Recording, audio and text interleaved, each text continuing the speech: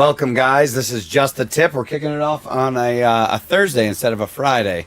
So, why? If this is the first time you're joining us, I'm Josh. And I'm King Benjamin Cage, and I want to know why a Thursday and not a Friday. Yeah, well, I'm going to New York City. That's why. Why would you do that on purpose? New York City. You know what? That's what's funny, guys. If anybody doesn't know me, I'm actually from New York. My company I work for, their home office is in West Nyack, which is right outside of New York. I've never made it into the city. It's 20 minutes out from it. Never been there. That's too... I mean, that's too fucking busy. I wouldn't want anything to do with that. Yeah, I got to see the Madison Square Garden. I got to see the Ellis Island. All the stuff that everybody knows about New York that seems kind of bastardized about New York. I got to go see it. Yeah, I mean, even driving through Pittsburgh this past weekend, I find it annoying driving through big cities, so I couldn't imagine New York City, which has got a metric fuck ton more people than Pittsburgh even. But just the congestion. That would be... That would be aggravating as fuck. I wouldn't mind experiencing it once. That's what I'm doing. And then never having to touch it again. Not going back. Right. Yeah, I'm just going to check out some main stuff and see how that works. But, guys, we are live on TikTok, on Twitch, on YouTube, and on Kick. So if you guys do not currently follow us, give us a like, give us a follow. This is something that we do about random happenings that are going on in the world, from everything from politics to video games to other nerd shit.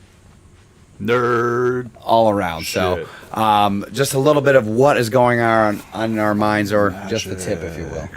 Yeah, there we go. Magic the Gathering. So, guys, today's topics, we are going to touch on Jessie Ventura doing the endorsement for Harris. We're going to talk about a little bit more of what King just said when he went down to Pittsburgh for Comic-Con.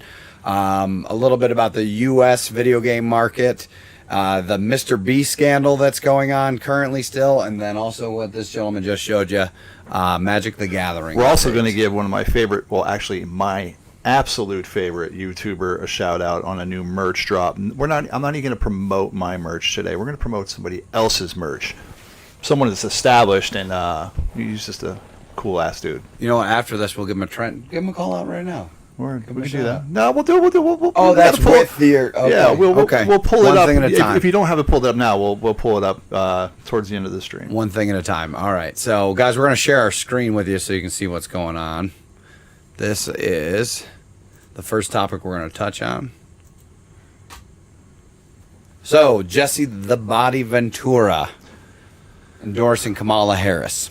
So I'm actually just going to read the tiny little excerpt that's here. I'm going to sit up for a minute while you do that.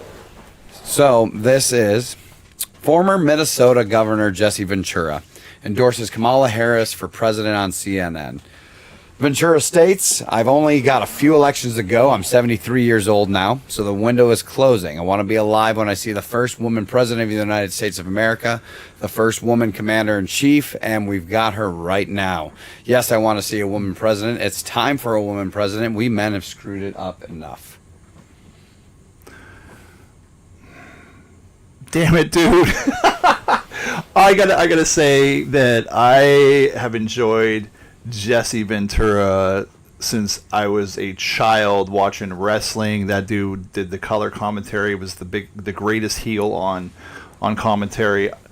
He was hilarious. His in-ring work was also great. And then what he did thereafter, in the political forum, becoming a governor and things of that nature. He was always one to call people out on their shit, and I love him for that. Yeah, absolutely love him for that. Like the conspiracy theories show, he got really close to home on a lot of it, and so they scrubbed it. People that even had it on their DVRs, like saved on their DVRs, it got erased from that. It was on people's hard drives, it got erased from that. Like, because this dude got so close to home, and he was just down to the T, factual about everything, and he made the walls come closing in on some very powerful people. And he even went to Area 51 and went to the threshold where it said, if you walk across this line here, you could end up getting murked. And he's like, yeah, they would shoot a former governor if I cross this line at Area 51. So, like, the dude he just didn't give a fuck. And I love that about him. I've met Jesse Ventura, and I could listen to that guy talk forever. But there are certain topics in which I disagree with him about. His stance on voting. He'll admit, and he's said this before. He said, that common sense is a superpower, and when his son asked him why is it a superpower, he's like, because not everybody has it. Yeah. And to which I would say, well, his stance on voting and voting people in, and regardless of the identity politics involved in this case here, if not everybody has common sense, and it's very rare in a superpower, the people that don't have a common sense outnumber the other people that do when they're voting. So you're already playing from behind there. Yep. But I've had many conversations with him. But like for him to sit here and to say, "Oh, it's time for a woman," like Jesse, you've seen. Maybe you haven't, but your son Tyrell Ventura, who's awesome, he watching the Hawks. He did some of the stuff on conspiracy theories as well. Very knowledgeable on some things, and covered some things. He's got to be aware of her tenure as a prosecutor and the shit she's done. Right. And the shit she's done as the VP. And guys, just before we go any further, we do not associate with either party. This isn't something where it's a promotion of Trump. Yeah. We are analyzing, if you've joined us on the other show, we analyze just the current happenings that are going on, regardless of party. I like Jesse. I like Jesse or anything. Like, I do like Jesse Ventura, but I, much like Jesse Ventura, call shit out for how I see it. So I see things that maybe he's not seeing, and I'm just kind of like, why are you going? Like, he even during COVID, he became a branch COVIDian. Yeah. And was like, bro, you know where this leads. Like, so I don't know what's going on. If he's I don't get the identity politics and how he doesn't see it for that and think like that a woman's going to fix this, and this woman of all fucking women's going to do it. No fucking way. Right. The first shoe-in that the DNC could find. But, yeah, and then in the name of democracy, again, they evaded doing things democratically. Yep. Which I'm not an advocate of democracy myself as an anarcho-capitalist, libertarian standpoint. But Jessie, oh man, because she's a certain sex, I want the person that's best qualified. Right, give me somebody that's of merit. But you're not going to get that because these are all puppets. They're going to get put in place. President. They're going to do whatever these corporate technocrat people want them to do, and that's that. But for him to endorse this, I'm actually like, whoa. Yeah, he never even once talked about somebody's qualifications. Yeah. Just that we've already got her. I'm very shocked. And if you have the ability to go watch some of his shows, like he calls shit out for what it is, but like that's why I'm kind of like, why aren't you calling this out for what it is? How are you not seeing this? How?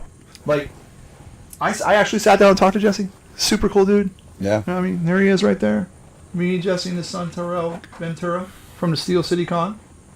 Amazing dudes. This dude is 73 now, and he's still taller than me. He's got to be like 6'5".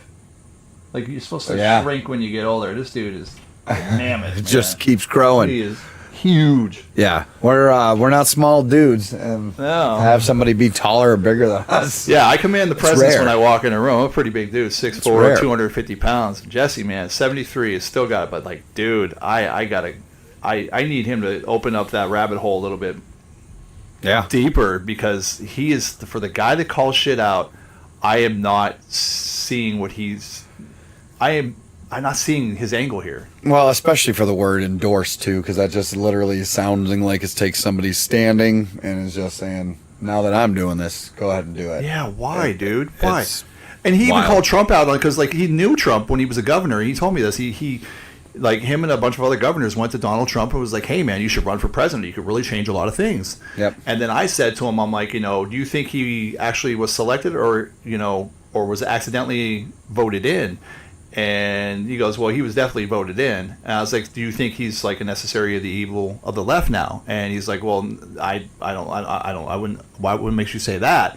And to which I respond, I was like, well, he's just, all these other things that have happened, like, the lockdowns and all that other stuff, the stimulus packages. This is pressure from the left, evidently. I think he's necessary evil of them. I was like, maybe what happened was, the powers that be, once he accidentally got elected or purposely got elected, just ran some grassy knoll footage and said, who do you work for? Yep. Yeah. So I had a conversation. Food for thought. Yeah, but I could listen to the guy talk all day, but I'm like, whoa, where are you at on this one, Jess? Where are you at? This is not, no. I'm cringing. It's not the body. Don't do it. It's not the body. No. Guys, switching into our next topic. So, like we were talking about when we first jumped on here, King just got a chance to go visit the Steel City Con, correct? Yeah. So, down in Pittsburgh, PA. We're going to flip over to this next piece so you can see this. So, right here, you'll see a picture of the same man standing there next to himself somehow. I'm not sure how this really works still. Don't really understand how I'm seeing the same person twice here. I'm still wearing the same shirt. I've not changed my clothes since this was Friday. No, I have. I washed it. This is our local dojo shirt here.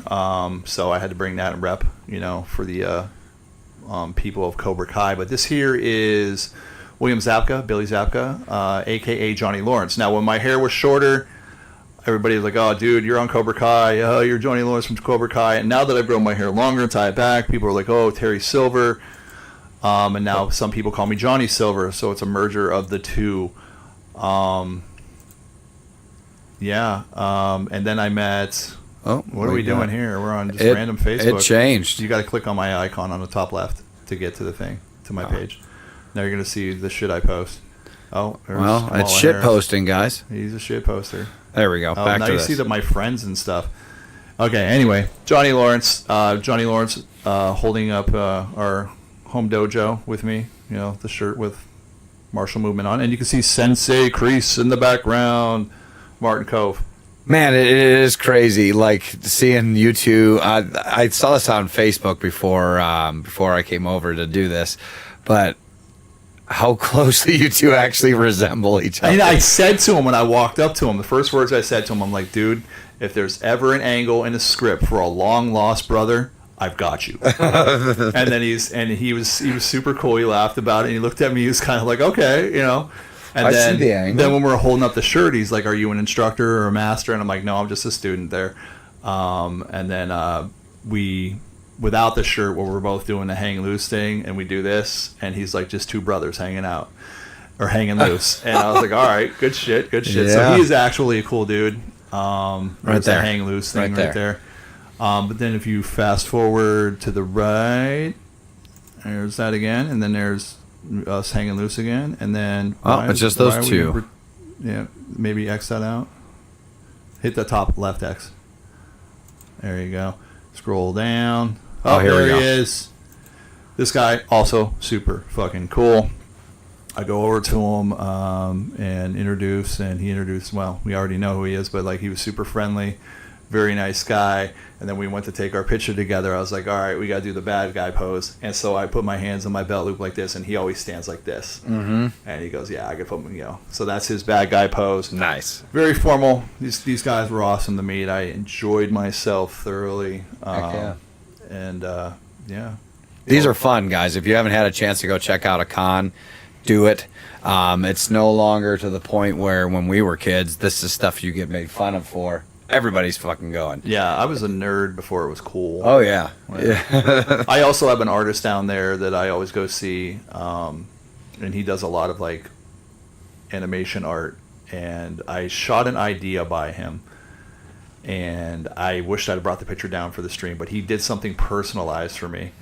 And when I came to the con, he lit right up. And this guy, he always, every time I see him, he's wearing his mask, his face mask and stuff. And normally I'm just kind of like, oh, why are people still wearing masks? I can touch on it another time. But when he sees me, he lights up. Because, we sit there, we joke, we he does some kind of edgy, perverse type art, with characters and stuff like that. And so I sit there and I spit all these ideas and I compliment him on some of the art he does. And he just, but the moment I see him, he just took that mask right off, threw it on the desk, pulled this thing out, and we'll save it for another stream. It's a fucking masterpiece. One of my ideas came to fruition. He went back, he made a 1 of 1. And I said, dude, why didn't you make this? Is a great idea. You could have made money off this. He goes, but it was your idea. And I was like, dude, well, my other idea is if you can make fucking money off this, make that money, bro. You went and did this for me. Thank you, appreciate it. I have the OG original copy. Yep. Which I'll put on the next stream. But badass. No, it's always good. The cosplay down there, meeting the celebrities.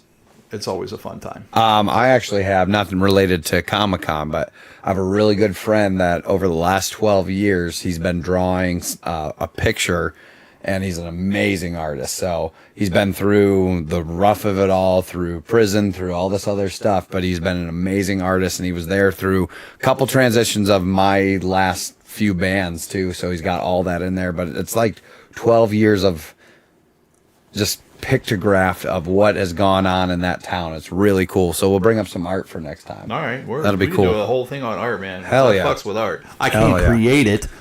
I might be able to paint it or color it with like some color pencils, but I can't draw for shit. All right, guys. Next one we got. Oh, we got to do. Wait. Steel City Con, my cosplay. Oh we're not done. We're going to improve on this with this man here's help. Well, that's a burger. That is a bird. Wait, go up. Did I pass it? Right there. Right here. This dude here, he was Deadpool. I'm Revan on the right, as you can see. He did Deadpool from the movie, and he had the skeleton of Wolverine from the movie as well. Wolverine in the background. Super cool. What do we got? What else we got? Still haven't seen that movie yet. What? No. Slacker. This guy right here was standing in front of a Star Wars kiosk, and I thought he was fucking fake. I thought he was just a statue. I didn't know he was real. So it almost looks like it right there, dude. Right, and I mind you, I have this mask with like very tunnel vision, narrow visor on there that's fogged up from my stank ass breath, and dead ass. I look at this dude and I'm like, kind of analyze. I'm like, do I just go stand up next to this dude and try to take a picture? And then when I walk by him, I kind of saw a little bit of a movement. He was almost like those guards that stand in front of the Buckingham Palace. He was just so in fucking character. And I saw him move a little bit. I was like, mind if I take a picture with him? And he just went very slightly, like a little head nod, and I posted up next to him. But yeah, dude was in. Admiral Thrawn was on point, man. Heck yeah. Although in the books, if you read about him, he's a little more intimidating. Five Nights.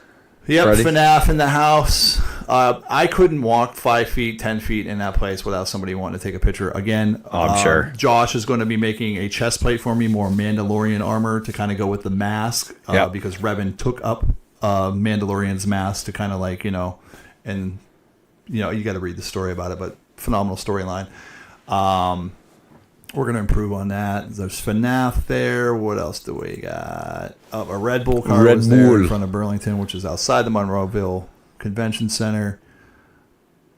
And is there any more? Oh, there's another Revan. Revan, baby. That's Revan if you order Revan off of Temu. I am the big... His friend came up to me. He's like, there you are. And I'm looking at him through his visor. I'm like, yeah, man, what's going on? And he's like, yeah, I've been looking all over for you. I'm like, you're looking for the other Revan, like about a foot shorter? just a little bit of a whole human difference. Yeah, but he thought I was joking when he was like, no, man, no, I'm looking for you. And I'm like, no, man, you're not. It was funny. Like, my mask is like, which I have right here, is like resin. His was rubbered like to his face, kind of like, very spongy. But no, that was definitely... Heck yeah, we're going to do, like he's saying right here, where the mouse is, we're going to do some upgrades using Eva foam.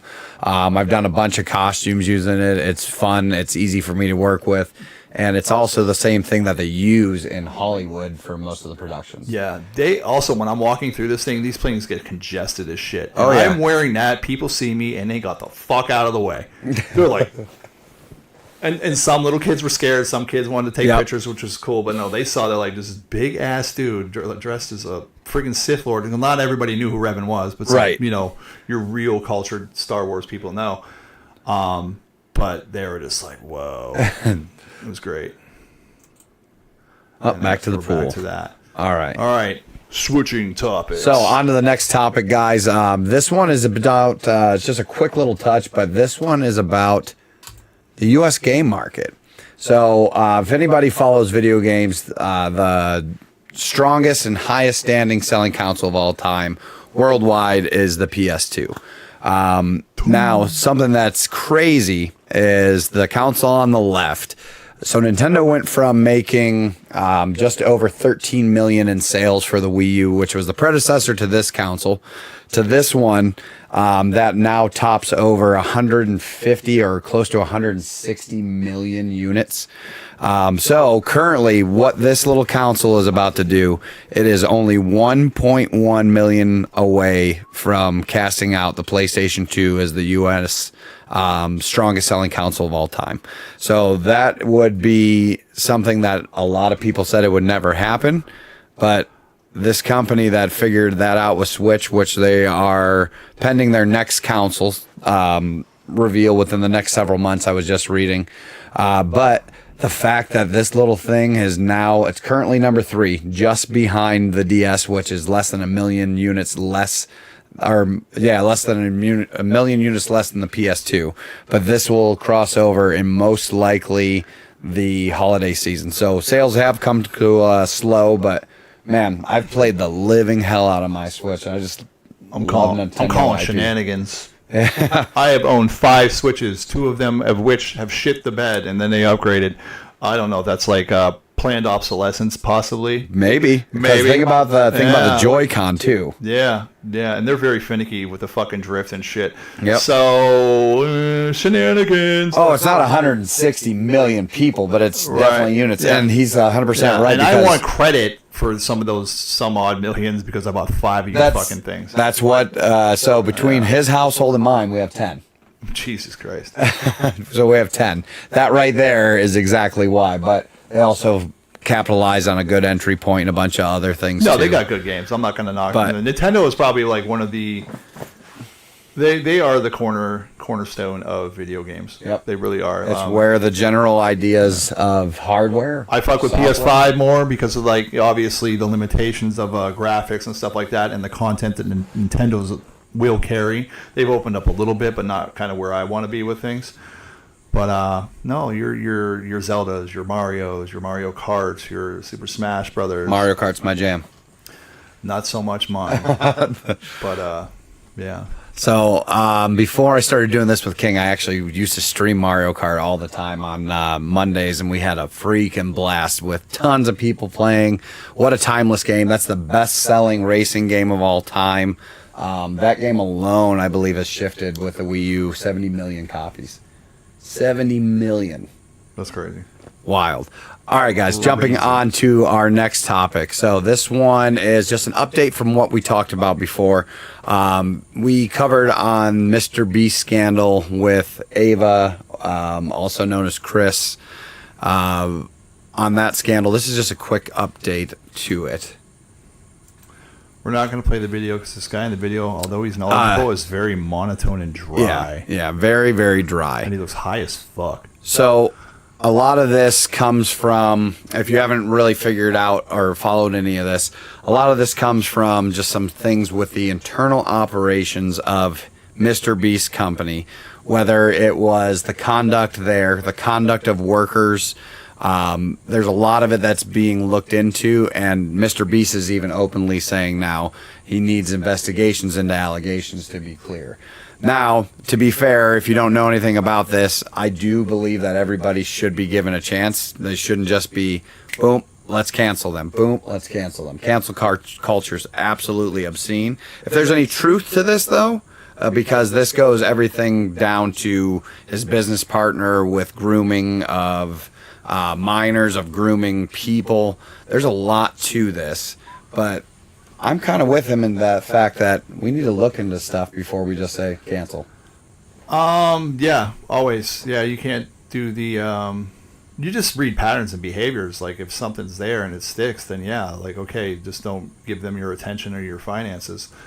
Yeah.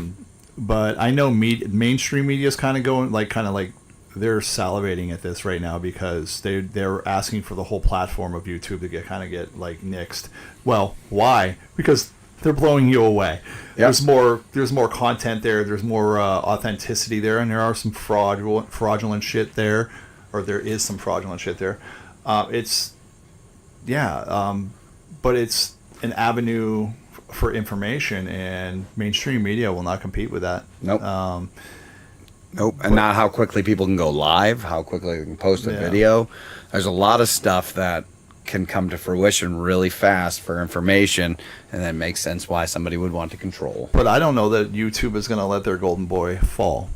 Yeah, I don't know either. That's the hard part about this. Anytime there's money involved, there's a lot of... Like I always said, everything is legal for a price. Sure is. And sure even if is. this man knew or whatever all these accusations are, when you got fuck you money, you can tell people to fuck off. Sure can. Next subject we're going to roll into is Magic the Gathering. So this was a pastime even from... Beast. Yeah, I know. I'm going to switch over. Oh! This was a pastime that I had for, I believe, starting in 5th grade is when I started Magic the Gathering. I remember the friend that started it. I remember one of my first cards I traded and got, Nightmare. Remember that? The card Nightmare? Oh, yeah, I remember. Yeah. Yeah, the horse that's on fire. That was the first card I traded to get. Yep. So this is very dear and near to me, too. I've actually taken a step back within the last 10 years, but I started playing Magic again about a decade ago and got back into cards. And now there's this in the recent happenings with the modern day. I'm trying to get him back in because I still play. It's true, he does. Yeah. So there are recent grumblings going around the community for both Wizards of the Coast and also just the actual community itself about Magic the Gathering going paperless. So the big piece is that there is the Magic the Gathering online that you can play directly on your PC.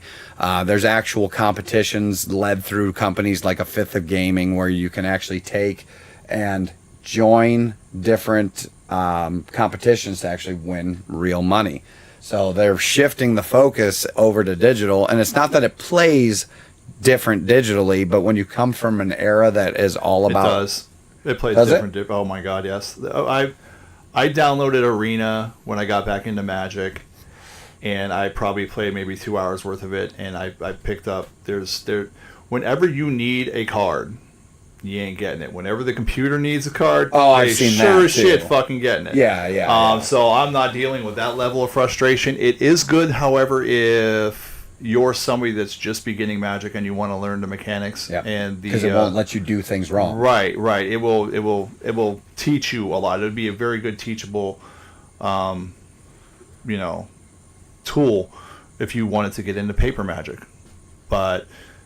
Yeah, them going paperless? Go ahead. What's it saying? I mean, it's a card game. So my feelings on it are that this is silly. But it says, based on the search results, it appears that Magic the Gathering community is divided on the topic of going paperless. Some players have already made the transition while others remain committed to physical cards. So it just goes through some of the advantages and the challenges. But the big piece is Wizards of the Coast. They're actively promoting Arena, which is that digital platform he was just speaking of.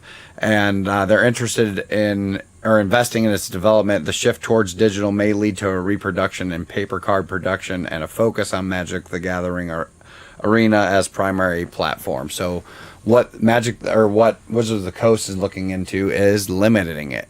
So without just saying they're going to go paperless, they're talking about the approach of limiting the actual paper cards, which if you look down here, this is the biggest piece, is the fact that these have often been collectibles for the fact that right here, limited trade and resale value. So yes, you can do that online, but it does not have the same allure as you going and buying a Black Lotus card. $1.5 million on eBay, by the way. All right. So shifting everything from digital. This isn't like video games where I now have my content and I can just launch it real fast. This is going back to... I have boxes and boxes of these things. Still? Oh, I have tons. I have stuff going back to... We've been hanging out for how long? You ain't never brought your Magic cards over? Dude, I have Sterilite tubs that are all kept, fuck? And they're going way back. Whatever was right before Mirage. I feel so fucking betrayed right now. Oh, dude, I went through Mirage. I had every single card for Stronghold. I still have Mox Diamond, which is worth a shit ton. I have a bunch of them. I was pretty consistent in high school. That's where all my allowance went. Dude. anything I had. That's where it was And you going. ain't playing Commander with us. Why? Hey, What time, baby? Dude, I will help you build decks. Bring that, dude. You're sitting on money too. If you aren't using them, you could sell that, man.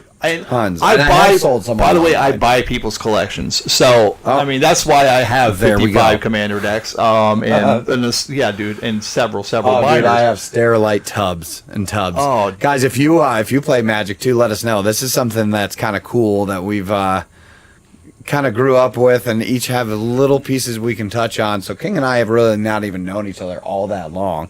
Several years. We've known of each other before that, but it's like we just met. He's got fucking tubs of Magic cards and didn't even tell me. Met him all over again. My take on this is this though. Wizards of the Coast is bumping out product almost every month and a half to 2 months. It used to be a maybe quarterly thing or 2 or 3 times a year, but like Hasbro is all about profits, man. And I don't see how they're going to go from making a metric fuck ton of money to making limited money. Yep. If this is your approach, it's not going to work. People like playing paper Magic. Even online, they have the cameras where you put it down, which I'm actually thinking about doing. Playing on spell table. Yeah. Where the play mat, you have the camera right down on top of it. Straight down. There's that. And then the local gaming shops, like they're not going to want to lose that revenue. No.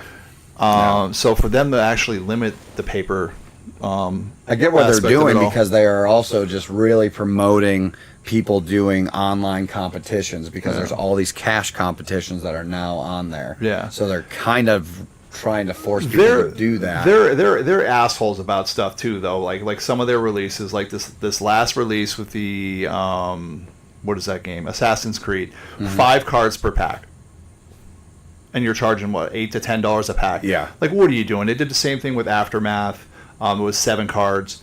It's not like these cardboard things are like super expensive to make. Yes, you have to pay your artists. I get all that, but you're making money hand over fist. Yeah. Their marketing strategies have been shit for the most part. Even when like a couple years back, I think it was towards the tail end of COVID, they came out with they were going to print reserve list stuff, but it wasn't tournament legal, and it was 4 packs, 15 cards, 4 packs for $999 for 60 total cards that weren't tournament legal. Bro, fucking proxy that shit then. Like, what are you talking about? Like, no way. They're not even tournament legal. They're not an OG original card from so Alpha. It's not going to be actively sought. Right. Like, why is anybody going to do that? And they didn't do the sales that they expected to do.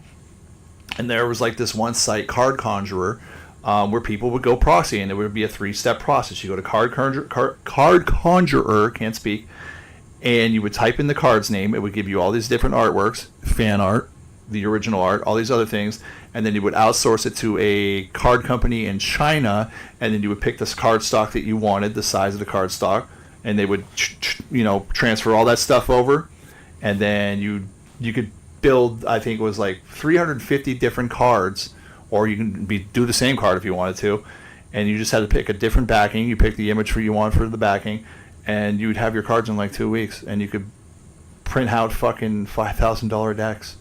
But when that proxy shit happened with the $999 thing where they were like, and it didn't sell, they gave him a cease and desist. They're like, oh, wait a minute, we're on to you, bro. And that was some young kid. Yeah. Some young kid. That was his livelihood. Like there was like, a Patreon and all this stuff. Like, so he had to restructure it where you weren't using the symbols. Yep. And you couldn't use the artwork, of course. And I understand that. So it's a little bit harder. I've made some proxies on there. You can use your own artwork if you want. It's a little bit. He's got some good ones. Yeah. But no, going paperless is them shooting themselves in the foot, or going limited paper. I don't see them going from making substantial money every quarter, 2 months. Every 2 months. Quarters. I don't see them doing that. Yeah. Like, I mean, not every set's going to hit off, but you're still that's a residual income. Yeah. Even with the power creep and the cards getting more powerful, like people are still buying it, and I don't see them walking that back. I don't either. And Wizards, we're saying it right here on just the tip. You're not going to do it. There it is. Yeah. There it is. You want to do your shout out? Yeah, you gotta have to look it up there. Where was it at? It's not on here. It's on Twitter. All right. They can't see it. So you can talk. they can't see it. So we're going to look up. Oh. Why is I tried this the other day and would not let me sign on to my thing. I don't know why it wouldn't let me sign on. Well, maybe not then. All right. We can give the shout out and then we give a shout out. Just go to ripaverse.com.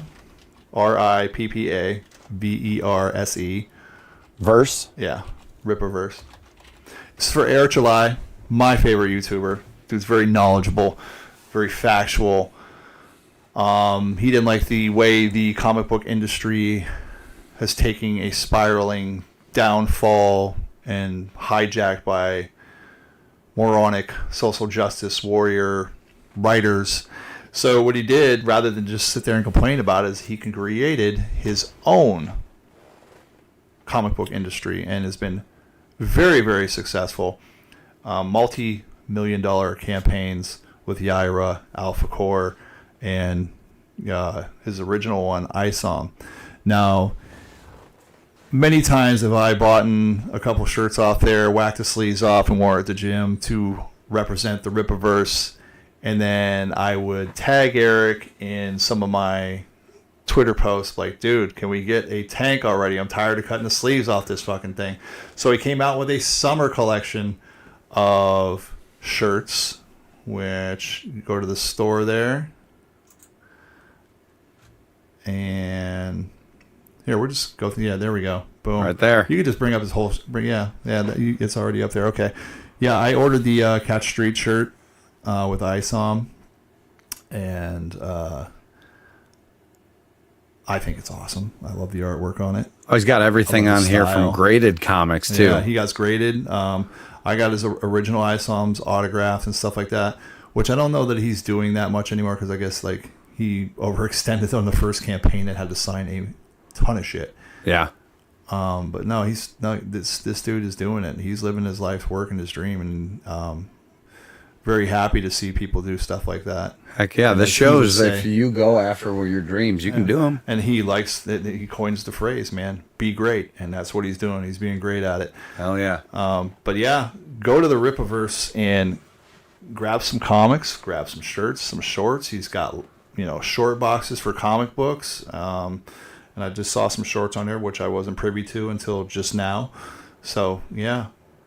Get your tops and your bottoms. Get your tops and your bottoms. I'm not even going to plug my store today, even though it was in the link in the description. Yeah, you it's can go popped check up a us couple out times. too. But no, if there's any people that you want to support in doing anything that they feel is right and trying to make a change in culture, a positive change, Eric is one of those people. And it's when you vote with your money. Right, exactly. It's when you vote with your money. Yeah, exactly. Guys, we will be back this following. Actually, I'm out of town that one too. So we'll be back this following Thursday, most likely. Same time, 12:30. So we will be on a lookout for any kind of topics that are fresh. If you have anything you would like us to see, send us a message, send us a notice.